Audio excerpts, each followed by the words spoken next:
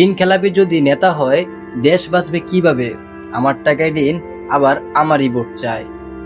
এবারে নির্বাচনে উচ্চ আদালত থেকে স্থগিতাদেশ নিয়ে ভোটে লড়ছেন অন্তত ৪৫ জন ঋণ খেলাপি প্রার্থী। অথচ অন্তর্বর্তী সরকারের অন্যতম প্রতিশ্রুতি ছিল এদেরকে বাইরে রাখার। অর্থ পরিশোধ না করেও সুযোগ পাওয়া এরকম ২২ জনের তথ্য এসেছে একাত্তরের হাতে, যাদের কাছে বিভিন্ন ব্যাংকের পাওনা ৭.৫ কোটি টাকা। এর মধ্যে বিএনপির ১২ ও স্বতন্ত্র ৮ জন। আসসালামু আলাইকুম প্রিয় গাইস, আজ আমি কোনো দলের পক্ষে না, কোনো ব্যক্তির বিরুদ্ধে না। আজ আমি কথা বলবো আমার দেশ, আপনার দেশ, আমাদের ভবিষ্যৎ নিয়ে। আমি ৭১ নিয়ে যে খবরটা শুনলাম, ৪৫ জন ঋণ খেলাপি প্রার্থী ভোটে দাঁড়িয়েছেন।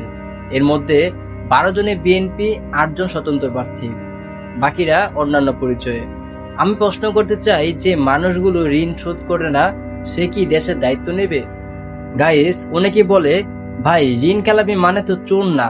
ঠিক আছে, চোর না হতে পারে, কিন্তু প্রশ্ন হলো ব্যাংকের টাকা কার?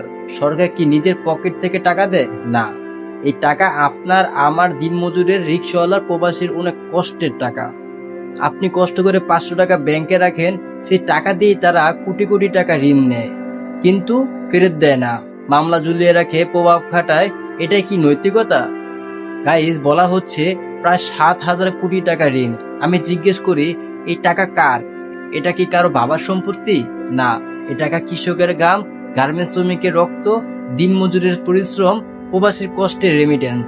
আজ তারা সেই টাকাই বিলাসী জীবন, বড় বড় গাড়ি, ক্ষমতা লড়াই, আর সাধারণ মানুষ লাইনে দাঁড়িয়ে থাকে টাকা তোলার জন্য। প্রিয় দর্শক, যারা ঋণ খেলাপি তারা যদি জিতে যায় ভোটে, তাহলে কি হবে? এখানেই আসল ভয় গাইস। যদি একজন ঋণ খেলাপি জয়লাভ করে, তার হাতে ক্ষমতা যাবে, তার প্রভাব বাড়বে, মামলা আরো জ্বলবে, ব্যাংক আরো দুর্বল হবে। তখন কি আমরা কিছু করতে পারবো? না, কারণ ক্ষমতা গেলে আইন দুর্বল হয়, ন্যায় হারিয়ে যায়। আজ ঋণ শোধ করে না, কাল দেশ শোধ করবে কে?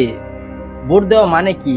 ভোট শুধু একটা সিল না গাইস, ভোট মানে ভবিষ্যৎ, নির্বাচন, সন্তানের ভবিষ্যৎ, দেশের সম্মান। আপনি যাকে ভোট দেন, আপনি তাকেই লাইসেন্স দেন। আমি প্রশ্ন করি, আমি কেন আমার টাকায় ঋণ নেওয়া লোককে আবার ক্ষমতা দেব?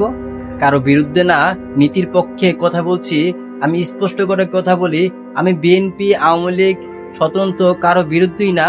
আমি শুধু বলছি যে ঋণ খেলাপি সে আগে ঋণ পরিশোধ করুক, তারপর রাজনীতি করুক, তারপর ভোট চাক। এটা কি অন্যায় দাবি?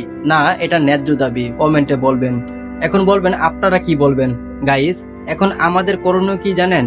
প্রশ্ন করুন, যাচাই করুন, অন্ধ ভোট দেবেন না, ব্যক্তি নয় চরিত্র দেখুন।